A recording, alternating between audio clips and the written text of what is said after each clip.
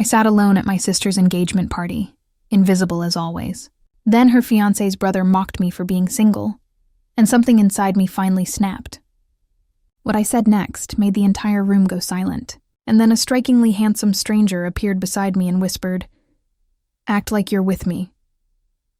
I had no idea who he was or why my sister looked absolutely terrified. If your family humiliated you in front of 200 people, would you stay quiet or finally speak up?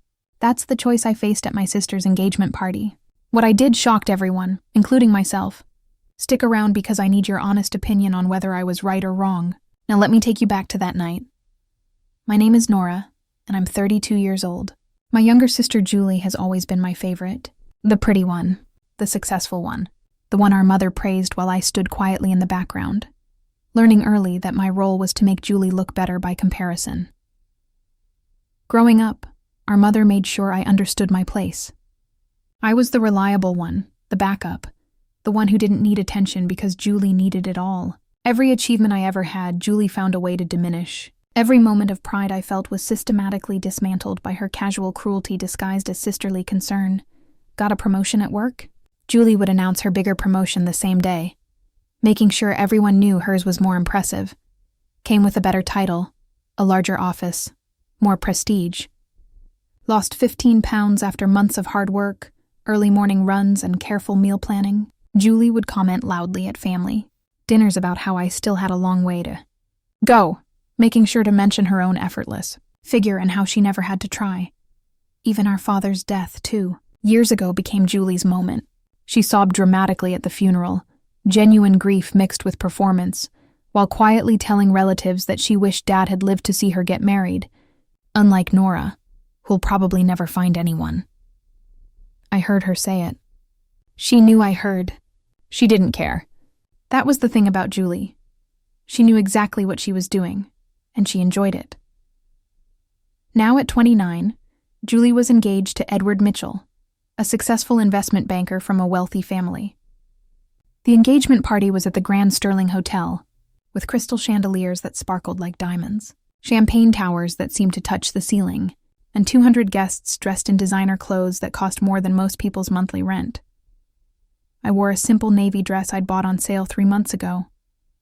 I worked as a nurse at City General Hospital, pulling 12-hour shifts that left me exhausted but fulfilled, and my salary didn't stretch to the kind of wardrobe Julie expected at her events. I'd spent 20 minutes that morning staring at my closet, knowing that no matter what I wore, it wouldn't be enough for Julie's standards. She'd made sure to mention that when I arrived, her eyes scanning me from head to toe with that particular expression of disappointed superiority she'd perfected over the years. "Oh, Nora, you're wearing that? Well, I guess not everyone can afford something new for every occasion. It's fine, really. Most people won't even notice you're here." I'd smiled and nodded, swallowing the hurt like I always did, letting it settle in my stomach alongside all the other hurts I'd collected over 32 years. I was seated at table 14, far from the family table where Julie held court, surrounded by distant relatives I barely knew and people I'd never met before. Julie had planned it that way.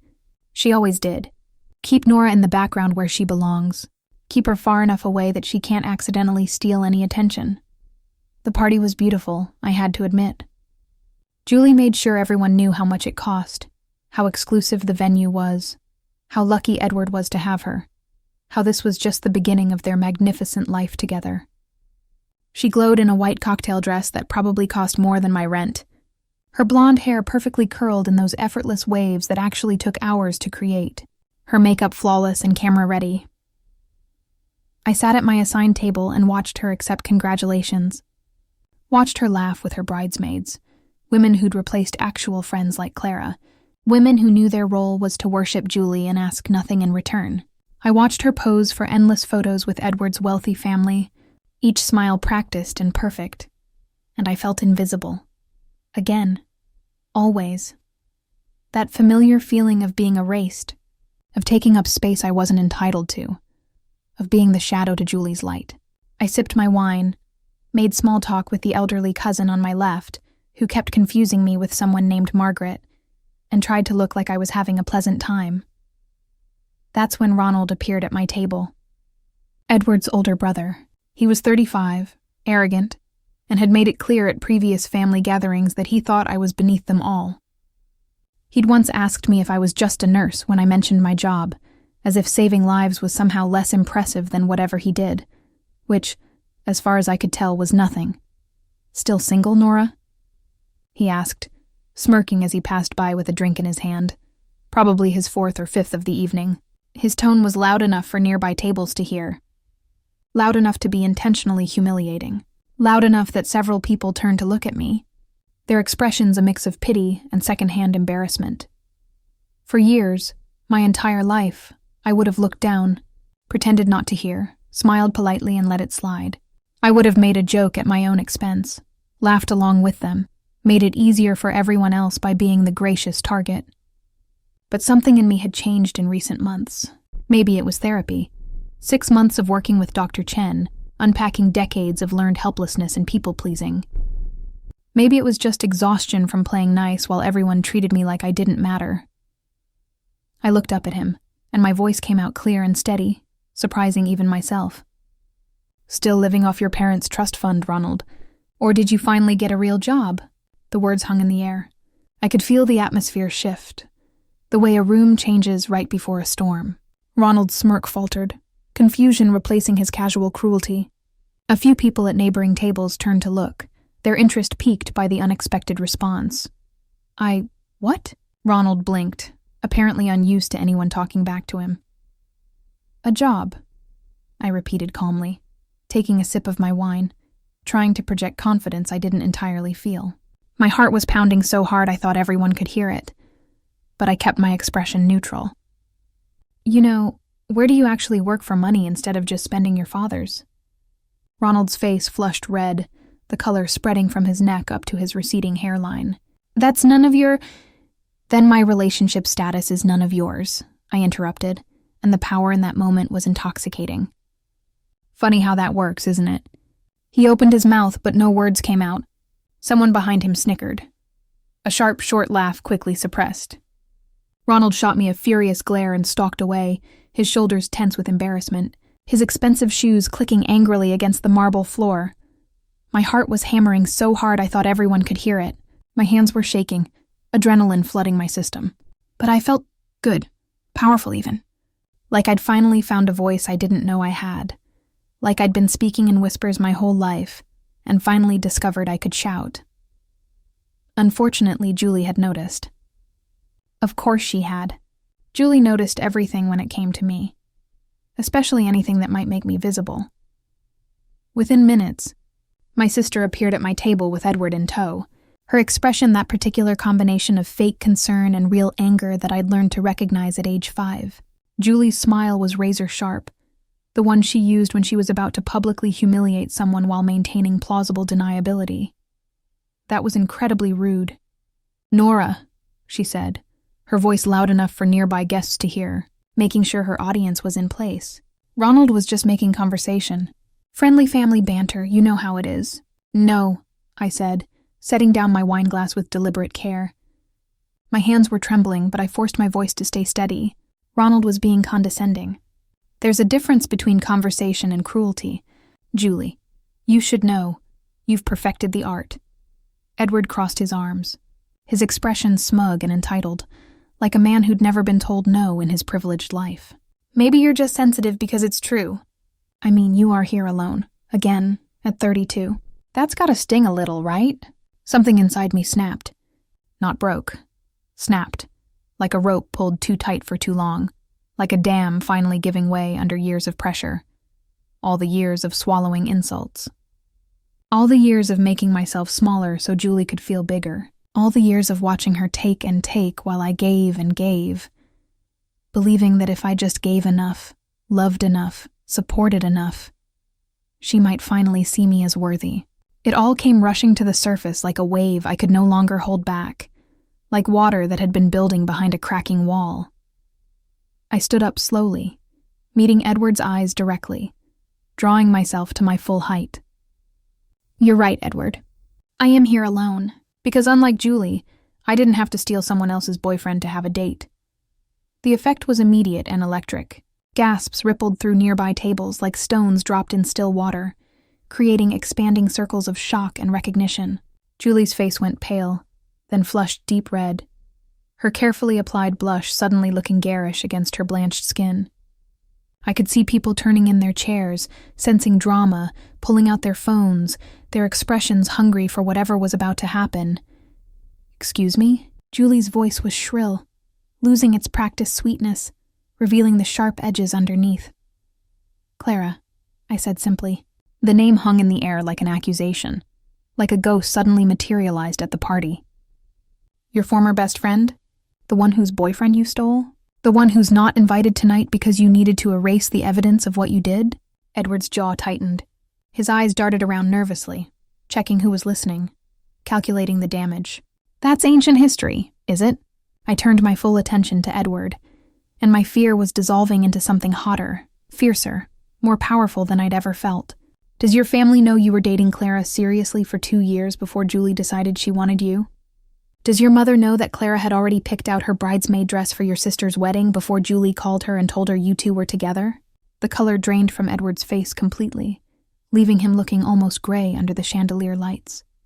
I saw his mother, Glenda, at a nearby table, her eyes widening with shock and recognition, her hand flying to her mouth. She turned to whisper urgently to Edward's father, who'd gone completely still, his expression darkening. Julie grabbed my arm, her perfectly manicured nails digging into my skin hard enough to leave marks, hard enough to bruise. "Stop it, right now. You're making a scene." I pulled my arm free, and it felt like breaking chains I'd worn my entire life, chains so familiar I'd almost forgotten they were there. "No. I'm done being quiet while you make me feel small. I'm done pretending you're perfect when you're just cruel. I'm done being your emotional punching bag." My voice was shaking now, but I couldn't stop. The words had been locked inside me for too long, building pressure like steam in a sealed container, like magma under the Earth's crust, waiting for the moment to erupt. "You've spent our entire lives making sure everyone knows I'm less than you. Less pretty, less successful, less worthy of love or attention. Well, guess what, Julie? I'd rather be alone than be someone like you. I'd rather be single forever than steal someone else's happiness to fake my own." "How dare you?"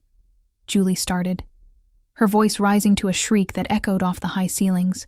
"How dare I?" I laughed, and it felt liberating, almost manic, like something breaking free. "How dare you? You mock me at every family event. You exclude me from family photos. You make sure everyone knows I'm single, struggling, not good enough for your perfect world. You told everyone I'd be coming alone tonight. I heard you in the bathroom earlier, laughing about it with your bridesmaids. You wanted them to pity me, and Edward just goes along with it because he's exactly as shallow as you are." The party had gone quiet. I could feel dozens of eyes on me, phones recording, whispers starting to build like wind before a storm. But I couldn't stop. Wouldn't stop. This moment had been 32 years in the making. Edward stepped forward, his voice low and threatening, trying to use his size to intimidate me. "You need to leave, now." My legs felt shaky, but I held my ground, planting my feet. "This is my sister's engagement party. I was invited. I have every right to be here."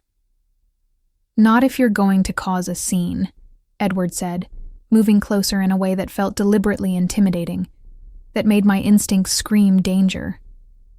"I'm causing a scene." My voice rose despite my effort to control it.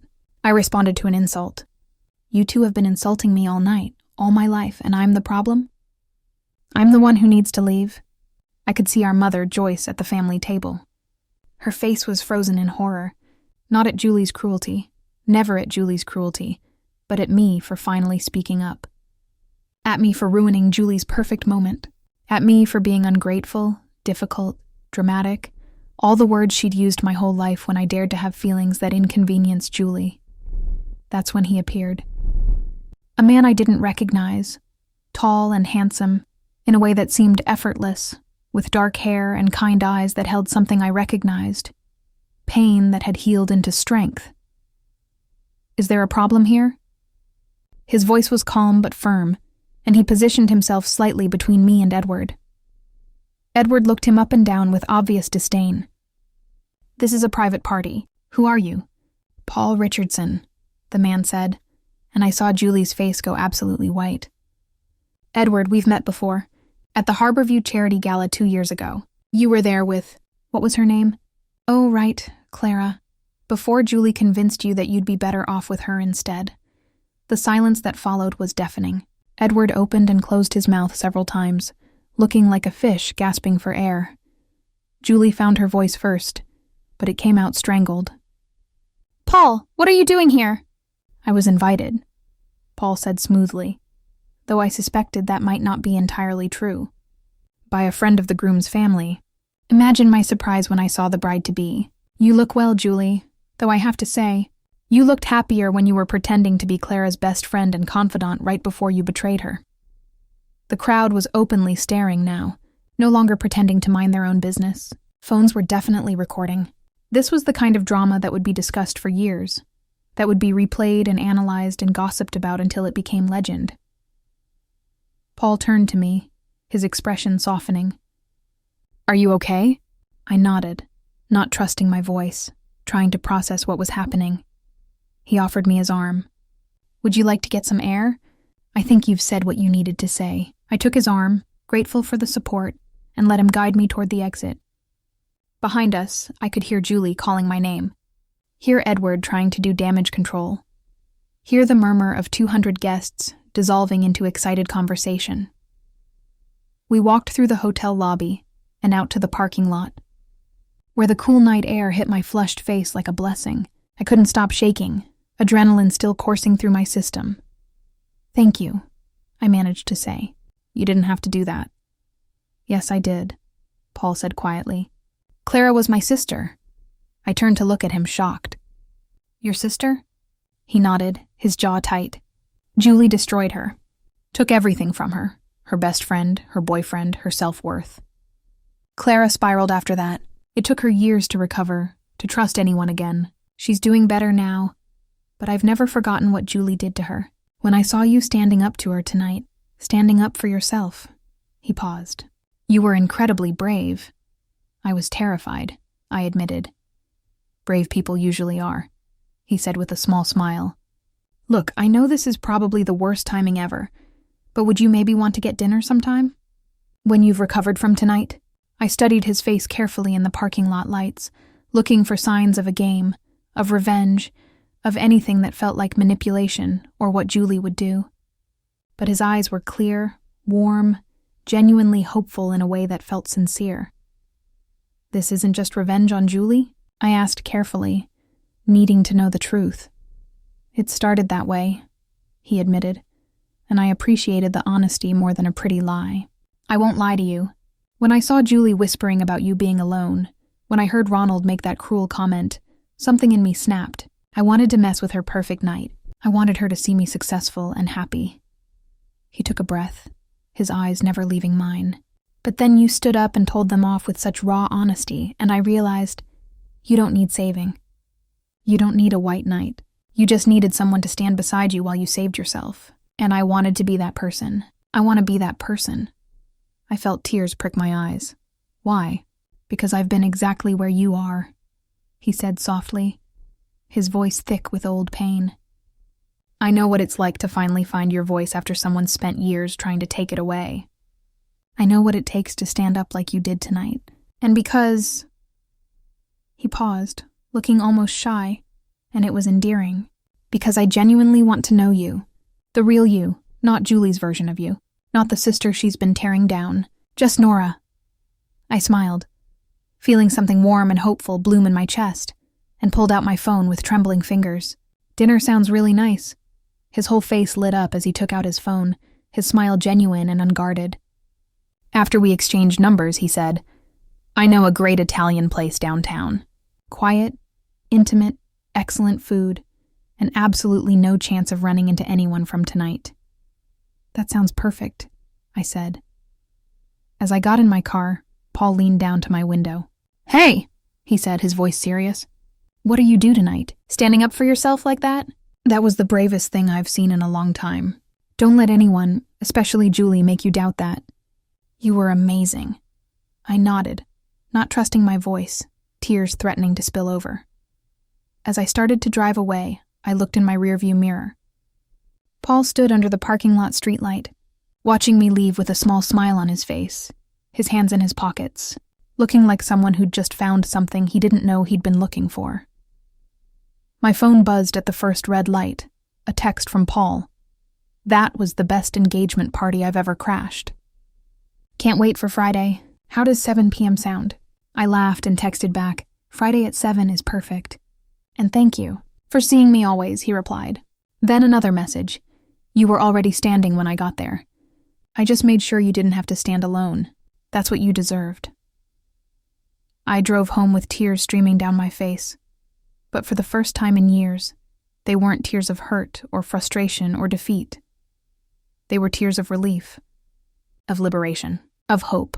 For the first time in my life, I felt truly seen. Not as Julie's lesser sister, not as the backup daughter, not as the reliable one who didn't need attention or validation, just like myself, as Nora. And that was more than enough. Now here's my honest take. Nora did exactly the right thing. Her sister Julie had spent 32 years tearing her down, making her feel small, and using her as a punching bag to feel superior. Standing up at that party wasn't revenge. It was self-preservation. It was true. And Paul didn't rescue her. He simply stood beside her while she rescued herself. That's what support should look like. Sometimes the bravest thing you can do is finally use your voice, even when it shakes, even when people call you dramatic or sensitive. Nora wasn't being dramatic. She was being honest for the first time in her life. What do you think? Did she go too far by exposing Julie's past publicly? Or did Julie deserve to face consequences for years of cruelty? Drop your honest opinion in the comments below. And if this story resonated with you, smash that like button and subscribe for more stories about people who finally stopped shrinking to make others comfortable. Remember, your voice matters. Use it. Thanks for watching. I'll see you in the next one.